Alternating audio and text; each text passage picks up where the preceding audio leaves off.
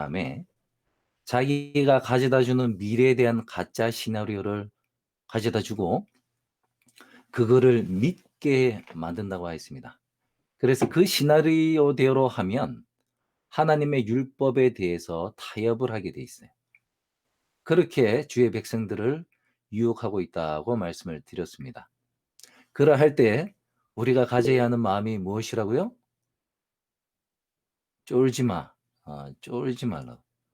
사단이 겁을 줄 때 쫄지 말라는 거예요. 근데 그 쫄지 않는 근원은 전지전능하신 하나님이 탄 배는 절대로 물에 빠질 수 없다는 그런 하나님의 능력을 믿는 믿음 가운데서 반드시 생길 수 있다.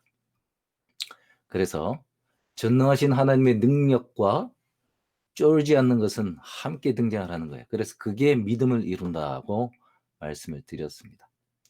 자, 오늘은 두 번째 시간으로 해봤어 라는 제목으로 한번 우리가 하나님의 은혜를 또 믿음에 대해서 생각을 해보겠습니다. 자, 우리가 이제 믿음 하는데 어떤 분들은 목사님 저는 믿음 자체가 없는 것 같은데 그 믿음은 도대체 어떻게 생기는 겁니까? 나도 목사님 말한 것처럼 정말 예수님이 탄 배가 안 빠진다고 그 믿고 싶은데 그 믿음은 어떻게 생기는 겁니까? 자, 오늘 하나님 말씀 한번 보겠습니다. 로마서 10장이에요. 로마서 10장 17절을 여러분 있는 곳에서 꼭 찾아보시기 바랍니다. 17절. 그러므로 믿음은 들음에서 나며 들음은 그리스도의 말씀으로 말미암았느니라. 자, 여기 믿음의 근원이 나옵니다. 믿음은 어디서 난다고요? 들음, 듣는 것. 이 듣는 거는 단순히 듣는 것만 말하는 거예요. 보는 것도 다 생각하는 거예요. 믿음은 들음에서 난다. 이 정말 진실입니다. 하나님이 우리의 귀가 굉장히 얇게 만드셨어요. 잘 믿어. 다른 말로 하면 또 잘 속기도 해. 근데 하나님이 우리가 이렇게 잘 들어서 잘 믿게끔 귀가 얇게 만드신 이유는 하나님의 말씀을 잘 들으라고 그런 거예요. 복음을 듣고 복음을 믿으라고 하나님이 우리의 귀를 얇게 만들어 주셨는데 문제가 무엇인가? 믿음은 들음에서 나고 들음은 그리스도의 말씀으로 말미암느니라. 그래서 하나님은 우리가 하나님의 율법과 말씀을 계속 듣기를 원하시고 그렇게 계획하셨단 말이에요. 그래서 여러분 신명기 6장 4절부터 한 8절 쉐마 이스라엘 이 부분을 읽으시면 내 자녀에게 이 율법을 강론하되 앉았을 때나 일어날 때나 누웠을 때나 길 갈 때나 계속 강론하라 그래. 그렇게 계속 하나님의 말씀을 들으면 그 말씀을 믿게 되고 하나님을 사랑하게 된다는 거예요. 그런데 우리의 문제가 무엇인가? 하나님 말씀 들으라고 귀를 얇게 만들어 놨는데 엉뚱한 말을 듣고 있는 거예요. 여러분 예를 들면 최초의 죄를 생각해 보세요. 하와가 누구 말을 들었어? 뱀의 말을 들었어. 뱀을 잘 알고 지냈나요, 원래? 뱀을 내가 얘가 하는 말은 정말 믿을 만한 말을 하는 얘는 나 얘 알아. 그러니까 얘가 하는 말은 진짜야. 이렇게 릴레이션이 있던 그런 뱀이었습니까? 아니에요. 그날 처음 말 한 번 섞어보지 않고 그날 처음 본 뱀이 한 말을 믿어버렸어. 봐봐, 인간이 그렇게 귀가 얇아요. 우리가 누군가를 되게 싫어하잖아요. 그런데 한 사람이 와서 야, 쟤 엄청 좋은 애야 이렇게 얘기를 한번 한다. 그래서 두 번째 또 다른 사람이 와서 야, 걔 진짜 좋은 애야 이렇게 또 얘기를 해. 그다음에 또 다른 애가 또 와서 야, 걔 정말 좋은 애야 이렇게 해버리면 정말 미워하던 애가 갑자기 좋아하는 애로 바뀔 수가 있어요.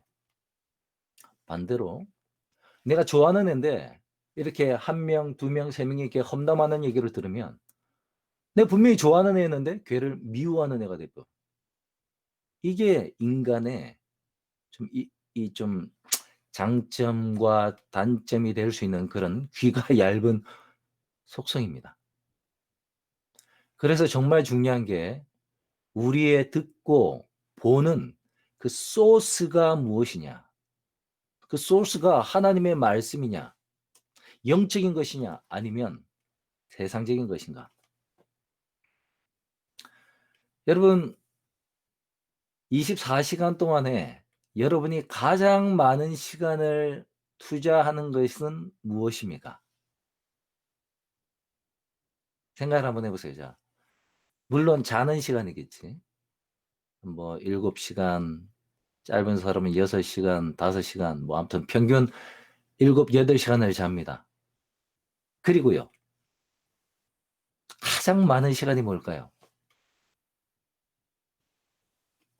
이거 아니에요, 이거?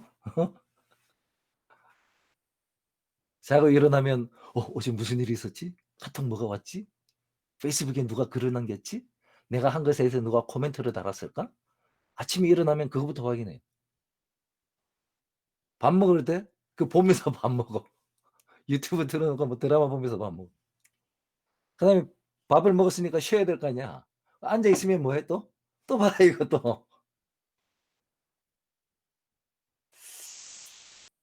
자, 제가 이 어떤 사람이 스마트폰 중독에 대해서 자가 진단서를 올렸어요. 이거는 중독 협회 같은 데서 올린 거예요. 자, 여러분 한번 들으시고 여러분이 어떤 증상인가 한번 봐보세요. 스마트폰의 지나친 사용으로 학교 성적이나 업무 능률이 떨어진다. 스마트폰을 사용하지 못하면 온 세상을 잃을 것 같다는 생각이 든다. 스마트폰을 사용할 때 그만해야지라고 생각은 하면서도 계속한다.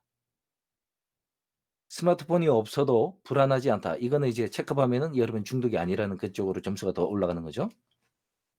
수시로 스마트폰을 사용하다가 지적을 받은 적이 있다. 가족이나 친구들과 함께 있는 것보다 스마트폰을 사용하고 있는 것이 더 즐겁다. 스마트폰 시간을 줄이려고 해보았지만 실패한다. 스마트폰을 사용할 수 없게 된다면 견디기 힘들 것이다. 여러분 동의하십니까? 내가 언젠가 그 해외에 스마트폰이 안 되는 것, 그러니까 와이파이가 안 되는 곳으로 왔어요. 물론 해외에서 사용할 수 있는 데이터를 가지고 왔지만 그 지역이 워낙 오지라 스마트폰이 안 돼. 근데 같이 가는 이제 10대 하이스쿨 애들이 있었는데 스마트폰이 안 되니까 굉장히 힘들어했었습니다. 하지만 뭐 선교지 일이 바쁘니까 막 급하게 막 하다가 나중에 스마트폰이 되는 호텔로 다시 돌아오면 막 안도의 이 한숨과 함께 막 다시 이제 막 이렇게 하는 거야. 스마트폰으로 영화 보고 드라마 보고 뉴스 보고 소셜 네트워크 하는데 우리는 한 몇 시간을 쓸까요? 여기 보면 어떤 데는 2시간 이상 사용하면 중독이라 그래요. 나도 중독인 것 같아. 2시간은 하는 것 같거든. 여러분 우리가 말씀의 소스를 이 들음의 소스를 이 말씀과 관련된 것으로 해야지 믿음이 생긴다고 했는데 우리의 소스는 유튜브와 소셜 네트워크와 이 수많은 미디어와 영화, 드라마에 집중이 돼 있는 거야. 그래서 믿음이 없는 거야. 믿음이 왜 안 생깁니까? 믿음이 들을 수 있게 내가 살아야지 생기지. 소스를 사탄의 말에 귀를 듣고 있는데 믿음이 생기겠어요? 여러분 드라마 보면은 믿음이 생깁니까? 드라마 보면 나도 저렇게 재벌 3세가 돼 가지고 예쁜 여자들 말만 하면 다 꼬실 수 있는 그런 남자가 됐으면 좋겠다. 어? 맨날 아우디 타다가 람보르기 탔다가 막 현실에서는 불가능한 얘기를 막 들으니까 그냥 현실에서 불가능한 거나 믿게 되지 하나의 말씀은 믿지는 않는 거예요. 그래서 여러분은 정말 믿음이 생기고 싶으시면 제일 필요한 게 뭐겠어요? 이거를 멀리하는 거를 연습을 해야 돼요. 페이스북도 나는 페이스북 계정이 있는데 안 해. 남들이 뭐라 하는 노티피케이션을 가끔씩 봐요. 근데 내가 안 하는 이유는 일일이 그 댓글을 막 달아줘야 되잖아. 내가 글을 쓰면 "아 그렇습니다." 뭐 하면서 내가 또 답글을 해야지 예의 바른 사람 되잖아요. 그게 너무 힘든 거야. 저는 안 합니다. 자랑은 아니에요. 우리가 스마트폰을 이겨내야지 믿음이 생겨요. 내가 이 얘기하면 굉장히 골이 따분한 사람 같죠? "너무 목사님 보수적이야." 아니 근데 저도 한다고요. 저도 한다고. 저도 뭐 때가 되면 예 최신 폰으로 업그레이드도 하고 저도 해요. 근데 제가 말씀드리는 그걸 아시겠죠? 너무 많이 이쪽 글을 듣기 때문에 이쪽 글을 믿게 된다고. 세상적으로 믿게 된다고. 하나님의 말씀을 듣는 시간이 너무 적어서 믿음이 안 생긴다고. 그래서 우리가 믿음이 없다고요. 그 얘기를 하는 거예요. 그래서 근본적인 원인이 이거기 때문에 이걸 이겨야 된다는 얘기를 제가 드리는 거예요. 잔 가트맨이라는 이 심리학자가 있어요. 부부 상담 전문가, 아이들과 뭐 이런 상담 전문가인데 이분이 예전에 이제 한국에도 소개가 많이 됐었습니다. 이분은 러브 호텔인가 이런 걸 만들어 가지고 한 1,000명의 이제 메리지 커플을 돈을 주고 이제 아르바이트를 시킨 거예요. 그냥 거기 와서 살게 했어요. 그리고 카메라를 막 이 창문 뒤에 안 보이는 이제 비밀 창문 뒤에 이렇게 그 다 동의한 다음에 그렇게 하는 거예요. 설치하고 녹음을 다 했어요.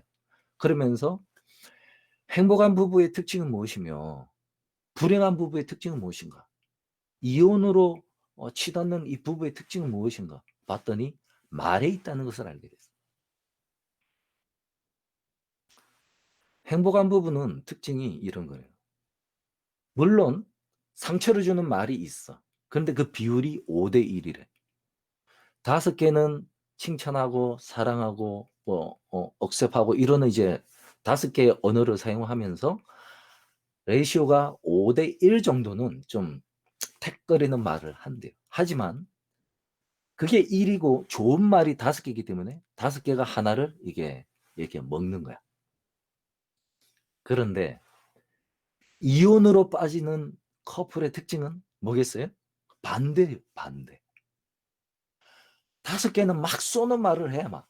그리고 하나 정도는 그냥 뉴트럴한 그런 말을 하는 거예요. 그런 식으로 우리가 5개를 세상적인 걸로 들어. 그리고 하나만 하나님의 말씀을 들어. 그러니까 믿음이 안 생기는 거예요. 여러분 단순하게 생각을 해 보세요. 하늘나라 가면 유튜브가 있을까? 하늘나라 가면 와이파이가 있을까? 하늘나라 가면 삼성이 있고 애플이 있고 구글이 있겠습니까? 없어요. 하늘나라 엄청 따분할 것 같죠. 영원 무궁의 세월을 잠도 안 자고 산다고 하는데 그럼 뭐 해요? 핸드폰 없으면? 유튜브 없으면 뭐 봐요? 하늘 진짜 재미없겠다. 제가 어제 그랬죠. 하늘 정말 재미없고 따분할 것 같다. 스마트폰이 없어서. 그게 사단이 가져다 주는 가짜 시나리오라고. 두려움이라고. 목사님 난 지금 핸드폰 잊어먹으면 막 불안해서 죽겠고 막 근데 하늘 나라면 핸드폰이 없다고요? 나 그런 데 못 갈 것 같아요. 사단이 그거 심겨준 가짜라니까. 쫄지 마세요.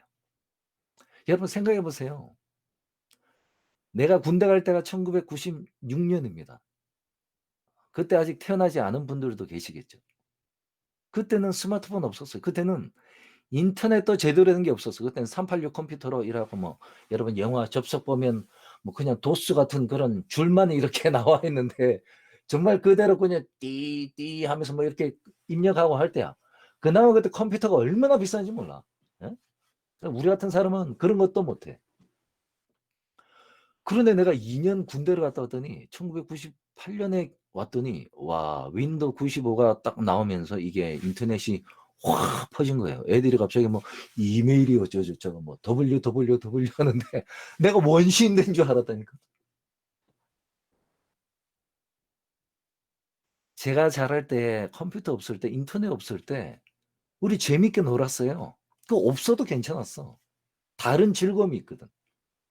우리가 이게 즐겁다고 하면서 우리가 다른 즐거움을 잠시 잊어먹은 거야.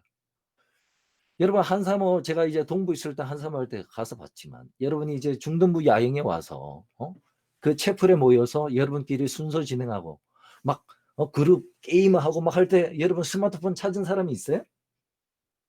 없잖아요.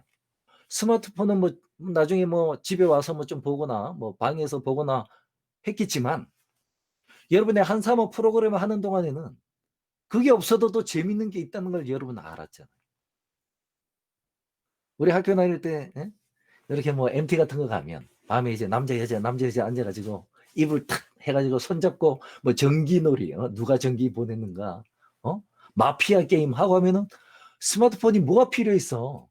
여자애랑 옆에 앉아서 손잡고 있는데 스마트폰이 뭐가 필요가 있어? 우리 그런 즐거움과 재미가 있어요. 근데 이게 이 스티브 잡스가 이게 나중에 내가 하나님한테 이게 어떤 심판을 받을지 몰라. 아, 스마트폰을 해서 복음이 더 전파가 잘 되었다 이라고 칭찬을 받을지 스마트폰 때문에 지옥에 가는 영혼이 더 많아졌다 하고 이 벌을 받을지 내가 모르겠지만 여러분 이거 없어도 우리가 살 수 있는 때가 있었고 우리가 하늘나라 가면 이거 없이도 재밌게 살 거예요. 그러니 지금 우리가 이것 좀 시간 줄이는 거 가능합니다. 다시 한번 이 말씀을 드리는 이유는 믿음은 들음에서 난다는 믿음의 원리 때문에 그래요.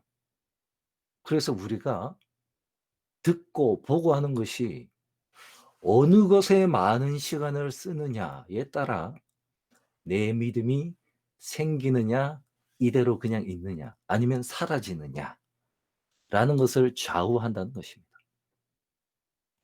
제가 오늘은 여러분께 좀 들려주는 그래서 들음으로 믿음이 좀 생기게 한 2가지 말씀을 좀 드리려고 해요. 우리가 신앙을 이제 하다 보면 여러분이 이제 사회생활 하시고 이제 이미 뭐 20대 후반이시고 뭐 이러시면 다들 경험도 했을 것입니다. 안식일 문제와 돈에 관한 문제. 이게 가장 기본적으로 우리를 시험하는 근간의 소스가 될 것입니다.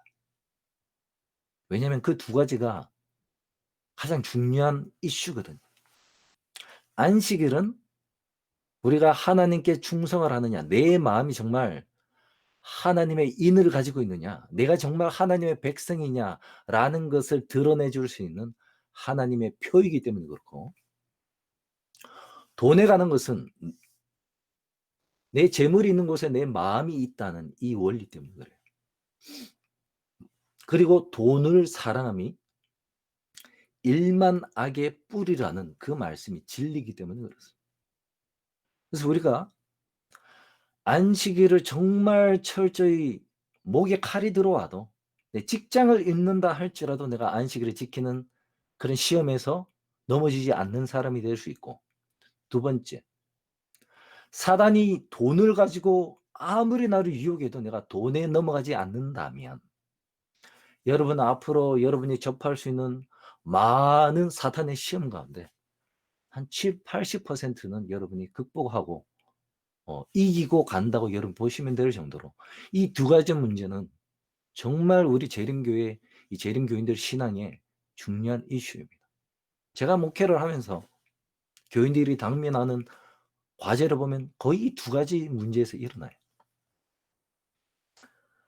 여러분 안식일을 지킨다고 힘들어 본 적 있어요? 학교 다니면서 안식일 날 시험을 봐야 하는데 내가 못 보겠다 해가지고 어려움을 당한 적이 있습니까? 아니면 직장을 구하는데 안식일 날 일을 해야만 내가 직장을 구할 수 있었을 법한 그런 상황에 처한 적이 있습니까? 아니면 일종의 타협으로 한 달에 한 번만 안식일만 나와서 일해라. 3주는 교회 가게 해줄게. 이러는 타협을 받아본 적은 없으십니까? 또는 돈 어때요? 돈은 뭐 이따가 제가 얘기할 거니까 안식일 먼저 얘기하겠습니다. 여러분 안식일 저는 군대 가서 정말 지키기가 어려웠었어요. 근데 하나님의 은혜로 제가 안식일을 잘 지키게 되긴 했습니다. 그런데 여러분 만약에 세계 제2차 대전 때 여러분이 독일 나치군의 군사로 착출되어서 갔다면 과연 2차 대전 전쟁 중에 나치 부대 안에서 독일군 가운데서 안식을 지킬 수 있었겠어요?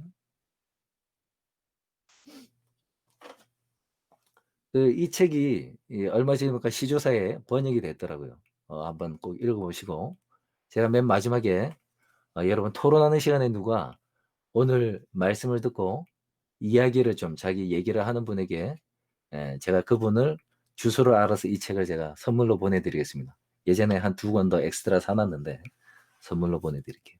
이 내용은 이런 거예요. 이 프란츠 하젤이라는 이 분이신데 제가 컨펌은 안 했지만 이 하젤이라는 라스트 네임을 가진 분들이 우리 재림교회에 굉장한 신학자들이 많았어요.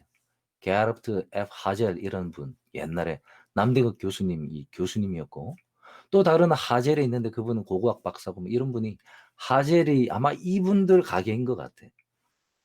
근데 프란츠 하젤이라는 이분이 나이가 40이었대요. 그리고 제 기억에는 1차 대전에 이미 참여를 했던가 했기 때문에 나이도 많고 했기 때문에 2차 대전에는 자기가 징집이 안 될 줄로 알았대요. 그런데 자기가 징집이 됐어요.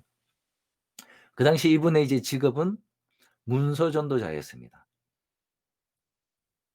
그래서 이제 처음에는 이제 그 보통 이분이 어느 과에서 어느 분야에서 봉사를 할 것인가 이제 분류하는 작업이 있거든요.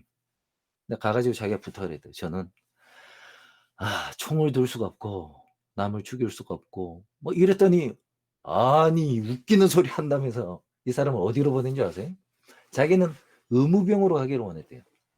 그런데 최전선에서 이 프론티어 이 파이오니어 부대래 이름이 파이오니어 부대라는 데 보내가지고 최전선에서 이 진격을 할 때 이제 강이 있으면 강을 건너야 될 거 아니에요, 그렇죠? 그러니까 이 강 건널 때 다리 만들어주는 부대에 간 거예요. 공병부대 일종의 공병부대에 착출돼서 간 거예요. 그러니까 이제 동부전선 러시아와 싸우는 동부전선 최전선에서 밤새도록 정말 다리 놔주고 길 닦아주고 하는 일하는 그런 부대에 간 거예요. 여러분 그런 데서 안식을 지킬 수 있겠어요? 근데 기적적으로 이분이 안식일을 지키게 됩니다. 하루는 안식일 때문에 이런 문제가 생겼어요. 안식일 아침에 이 러시아군의 폭격이 막 이렇게 오는 거예요. 그러니까 이제 자기 위에 있는 상사가 이분이 그때는 이제 똑똑한 걸 인정을 받아주고 이 노가다는 공병에서 행정병으로 이제 보직이 바뀌었을 때라고 합니다. 하재 비밀 문서를 다 소각해라 이러더래요. 그랬더니 하젤이 뭐라고 하는지 아십니까? 저 못합니다. 이놈 미쳤어? 왜 내 말을 안 듣는 거야? 오늘 안식이라서 저는 일을 할 수 없습니다. 이런 얘기를 했다는. 그랬더니 그 대장이 그 바로 위에 있는 행정 그분이 하젤의 이 군인 수첩에다가 기록을 남기잖아요. 이 사람은 이러다 뭐 이런 기록을 남기는데 그 기록에다 이렇게 남겼대. 전쟁이 종료되면 이 명령 불이행, 불복종으로 사형에 처하라. 이렇게 기록을 남긴 거예요. 그래서 정말 하젤은 독일군이 이겨서 전쟁이 끝나면 이 사람은 총살을 받게 돼 있는 거예요. 그런 일화가 있었고요. 그 다음에 이분이 군대에서 계속 전도를 하는 거예요. 뭐라고 전도를 하냐면 독일이 진다. 독일은 패망한다. 여러분 이 말은요. 일종의 반역행위죠. 우리 군이 질 거다. 이거 반역행위란 말이에요. 매국노 같은 짓이지. 근데 다니엘서 2장을 가지고 그 전도를 계속 한 거예요. 근데 그게 그 부대에 그 공병부대 그 대장의 귀에까지 들어간 거야. 하루는 소출이 됐어. 딱 갔더니 테이블이 있고 2명의 다른 또 나치 장교가 앉아 있고 대장이 딱 여기 있대. 그러면서 자기를 보고 하젤 나의 질문에 대답을 하기를 바란다.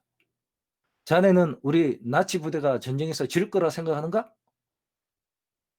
이제 진짜 이제 오피셜한 대장 앞에서 얘기를 하는 거예요. 내가 진다고 생각합니다 하면은 난 반역죄를 범하는 거야. 그리고 이거는 뭐 뼈도 박도 없어. 왜? 대장 앞에서 내가 얘기를 했으니까.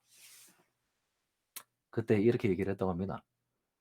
이 질문은 오피셜한 것입니까? 아니면은 개인적인 질문입니까? 이랬더니 그 장교가 모자를 탁 내리더니 언오피셜한 거다. 그랬더니 그때부터 이분이 다니엘서 2장을 가지고 공부를 쫙 했대요.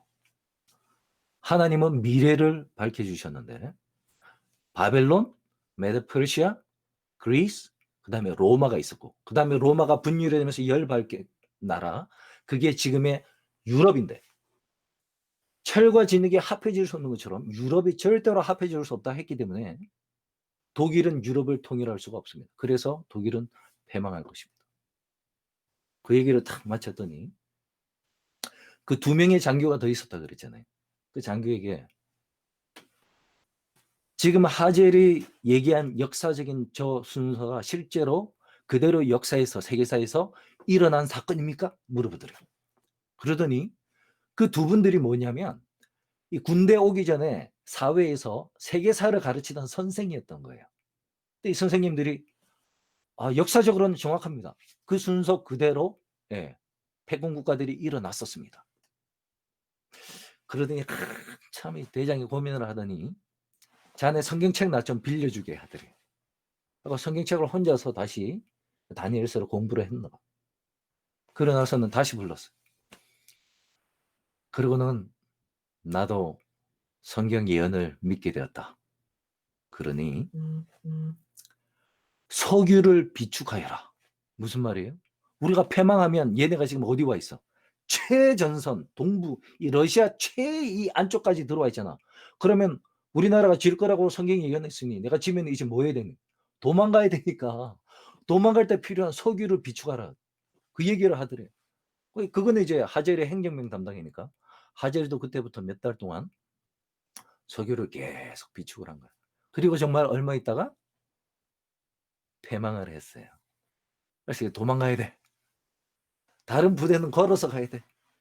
근데 이게 이제 뭐가 중요해지냐면 이런 거예요. 포로 수용소가 2종류가 있어.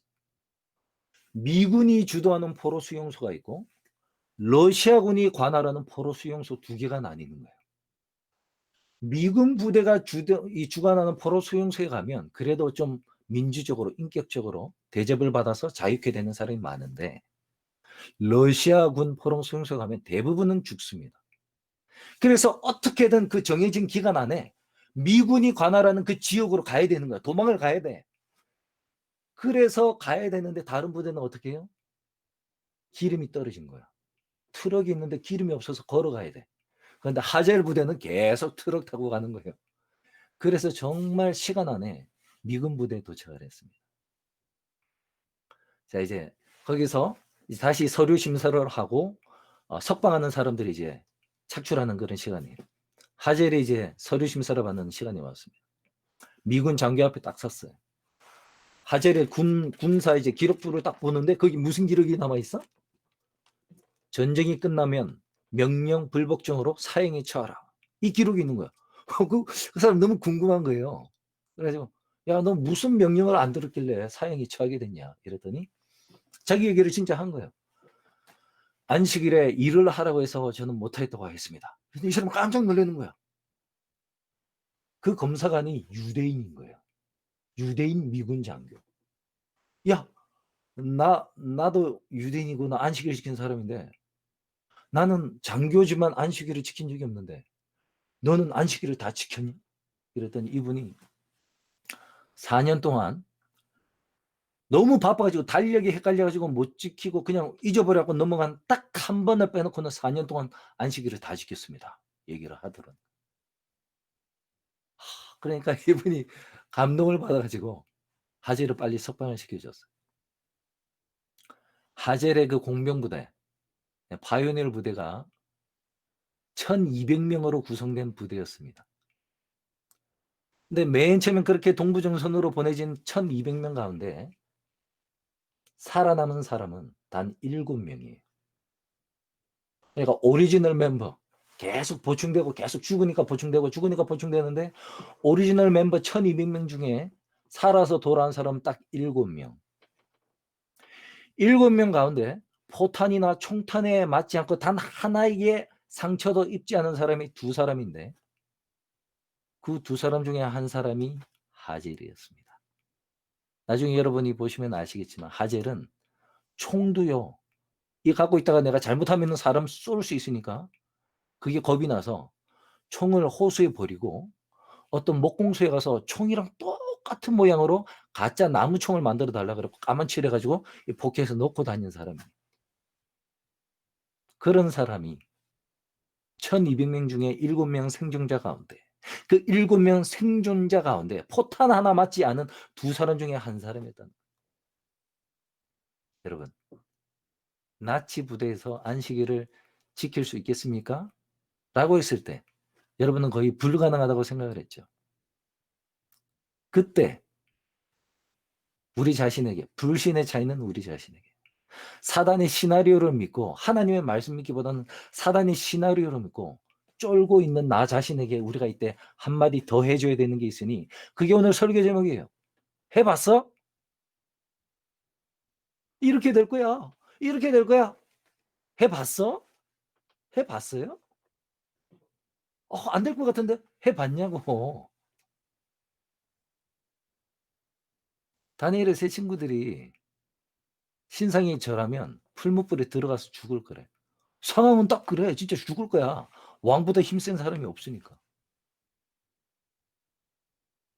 그때 세 친구들이 한 말을 다른 말로 하면 해봐라.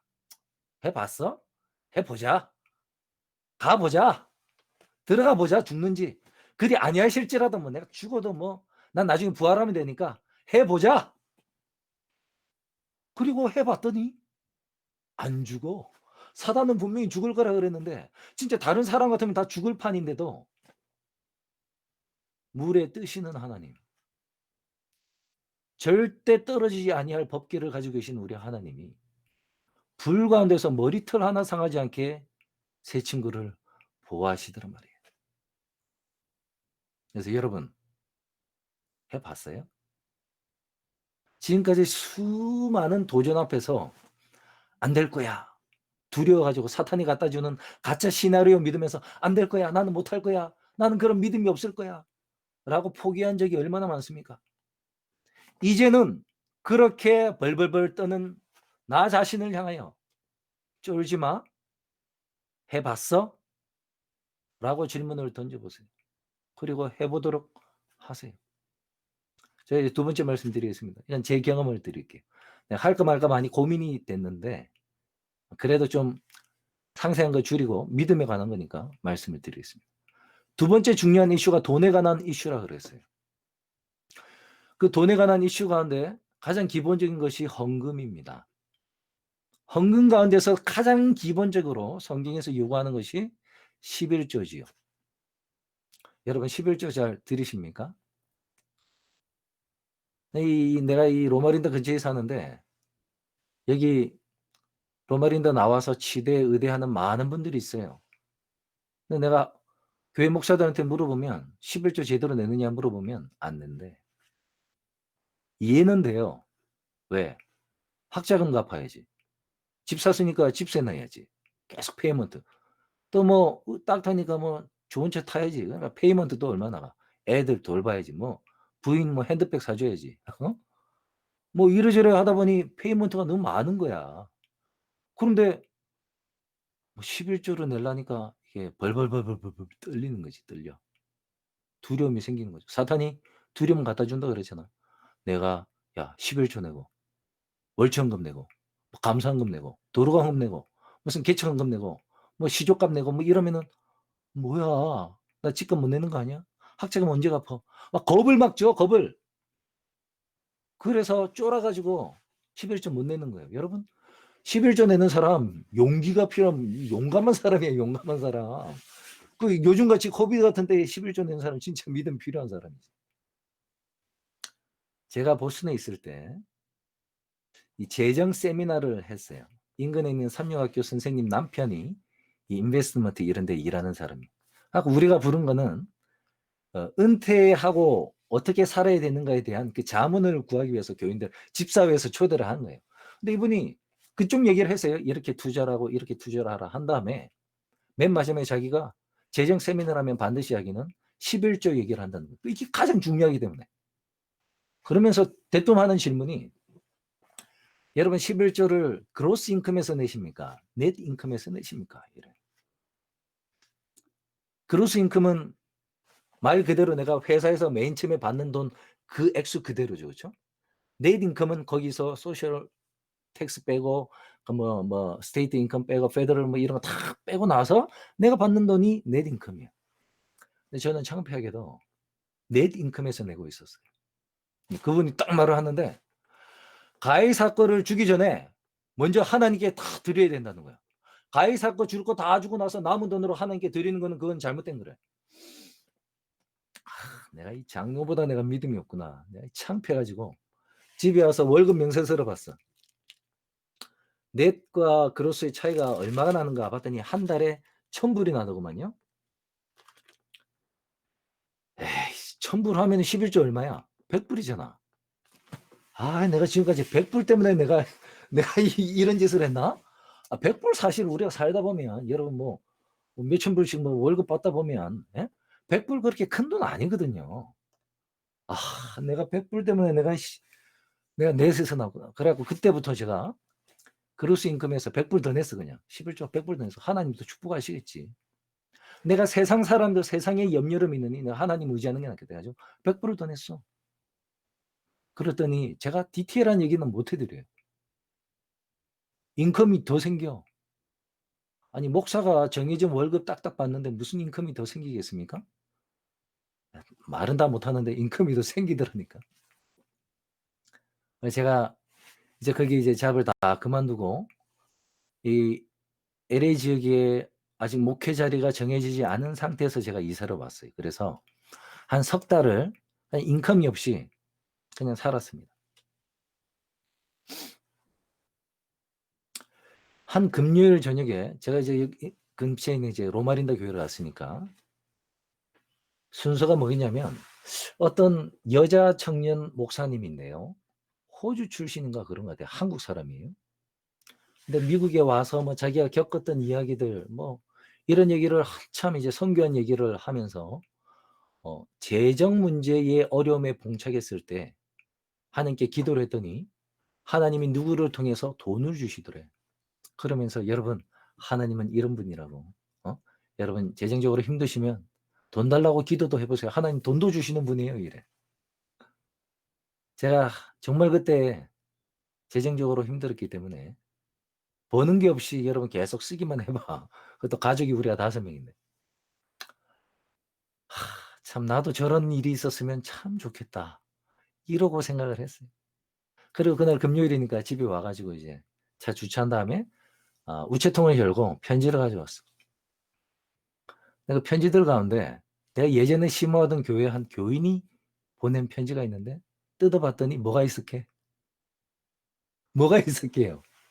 내가 하늘 보면서 하나님 나도 저 목사한테 일어난 저런 일이 있었으면 참 좋겠는데 기도 같지 않은 그냥 바램만 속으로 얘기하고 봤는데 체크가 와 있는. 네, 여러분 더 놀라운 것은요. 그 체크가 그때 이후로 2년 동안 지금까지 매달 와요. 물론 지금은 와이어 트랜스퍼를 해주셔. 이분이 부자가 아닙니다. 이분 혼자 사시는 분이세요. 근데 이분이 그러시는 거예요. 목사님네 가정이 거기 가신 것은 나중에 선교사 하시려고 그러시니까 저는 목사님을 도와드리는 것이 하나님 선교 사업하는데 헌신하는 거라 저는 믿기 때문에 제 인컴에서 제 생활비 다 빼고 남는 것만 제가 보내드리니까 염려하지 마시고 쓰십시오. 목사님 사모님 졸업하실 때까지는 제가 일을 하겠습니다. 여러분이 때때로 살다 보면 부자들이 헌신하는 때도 많지만 생각지 않게 부자가 아닌 분들이 헌신하는 것도 굉장히 많이 있어요. 믿음이 있으니까. 저는 제가 지금 받는 월급이 우리 집값에 200 불이 모자라게 받아요. 집값도 못 내. 근데 나가는 돈은 빵빵 나가지. 그런데 2 년을 살았어요. 그게 나도 생각하면 너무 신기해. 숫자상으로는 말이 안 돼. 숫자상으로는 내가 2,000 불도 못 받는데 나가는 돈은 5,000 불인데 어떻게 내가 살았을까? 물론 뭐 이제 와이프 뭐 론에서 그 생활비도 좀 있고요. 뭐 카드깡 할 때도 있고 한국에서 이제 부모님들이 이렇게 도와줄 때도 있습니다. 그리고 이 집사님처럼 이렇게 도와주시는 분도 있고. 그럼에도 불구하고 이렇게 산다는 것은 정말 인간적인 이 계산기로는 아무리 내가 두드려 봐도 이게 답이 안 나오는데 내가 지금까지 살고 있다. 그렇다고 내가 뭐 쩔쩔 굶어가면서 살지 않아요. 어? 뭐 먹고 싶은 거 다 먹고 야 어디 가서 외식할까? 뭐 먹고 싶으면 먹어. 사고 싶으면 엄청 비싼 건 아니더라도 내가 잘 살아. 나는 그 이유를 어디서 찾냐면 내가 하나님께 철저하게 11조 구분해서 냈기 때문이라고 나는 믿습니다. 그거 외에는 내가 축복받는 이 방법에 이게 이유가 없어. 근데 하나님 분명히 그랬거든. 시험하여 보아라. 나에게 철저하게 헌금 낼 때, 11조 낼 때 내가 정말 흔들어 넘치도록 내가 축복을 주는지 안 주는지 시험해 봐라. 이게 무슨 말이야? 해 봤어? 하나님이 우리한테 얘기하는 거야. 야, 너 지금 코비드라고 너 지금 쫄아 가지고 지금 11조 못 내는 거냐? 해 봤어? 시험해 봤어? 하나님이 이러시는 거예요. 여러분, 제 짧은 간증과 우리 하젤 나중에 목사님 됐어요. 하젤 목사님의 간증을 들었습니다. 아니 이거 시간 얼마 정도 됐을까? 우리 간증 듣는데 한 20분, 25분 들었을까요? 여러분 두 사람 간증 들었더니 약간 믿음이라는 게 좀 생기는 것 같아요? 한 20분, 30분 간증 들었다고 오 하면서 믿음이 조금 생긴 분이 계실 거야. 그러면 하루에 8시간 이런 얘기를 듣는다고 해 봐요. 믿음은 들음에서 나고 들음은 그리스도의 말씀으로 말미암았느니라. 우리가 이런 얘기들 좋은 간증, 좋은 설교 말씀, 예언의 신, 성경 말씀, 뭐 찬양 이런 것들로 하루에 8시간을 내가 듣는다고 하면 없던 믿음이 생기지 않겠습니까? 그게 믿음의 원리예요. 바라봄으로 변화되고 자꾸 들음으로 믿게 되는 거. 이게 하나님이 우리를 창조하신 원리입니다. 그래서 우리가 예수 그리스도를 바라보고 하나님의 말씀을 들음으로 내가 믿음 생기게끔 하나님이 창조하셨는데 우린 자꾸 세상 바라보고 스마트폰 듣고 함으로 말미암아 믿음이 안 생긴 거예요. 그러니 사랑하는 여러분, 첫 번째 단계 이것 좀 우리가 이길 수 있도록 노력해야 됩니다. 그런데 대부분은 우리가 이미 중독이 돼 있을 거야. 그래서 웬만한 의지를 가지고는 이거 시간 줄이는 거 불가능합니다. 카톡 하면 금방 열어봐야지. 뭐 띵띵 이러면 막 뭐라고 하는 거 막 금방 봐야 돼. 그리고 누가 댓글을 쓰면 이거 지금 댓글 안 쓰면 막 미치겠어. 지금 댓글 달아야 되는데 댓글 달아야 되는데 이러는 상태일 거예요. 그러니 예수님께 기도 한번 해보세요. 예수님, 내가 이제 믿음이 생기기 위해서 제가 가장 걸림돌이 되는 이거를 좀 사용처를 제가 좀 바꿔야 될 것 같은데. 이거 가지고 제가 웹툰 보고 뭐 이상한 거 쳐다보고 이러는 시간보다 여기서 말씀 듣고 예언의 신 듣고 성경 듣고 간증 듣고 이런 기독교 설교 듣고 내 이런 걸로 바꾸고 싶습니다. 하나님 도와주세요. 사탄은 막 난리를 칠걸. 너 그러면은 인생에서 너 왕따 된다. 너 페이스북 끊어봐.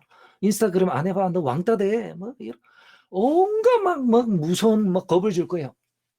이제 이때 뭐라고 말을 해야 돼? 쫄지 마. 해봤어? 끊어봤어? 여러분 한번 해보세요. 해보시면 하나님 주신 능력으로 내가 이겼다라고 고백할 수 있는 분이 한사모 가운데서 나타날 걸 믿습니다.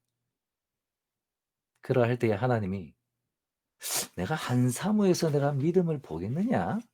하시다가 '내가 한사모에서 누구에게서 내가 믿음을 보았다.'라는 칭찬을 들을 날이 올 줄로 믿습니다.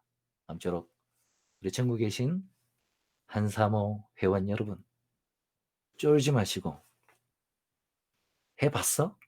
라는 도전으로 날마다 믿음에 도전하시고 또 그 믿음을 쟁취하시는 그런 믿음의 한사모가 되기를 간절히 소망하면서 오늘 말씀을 줄이겠습니다.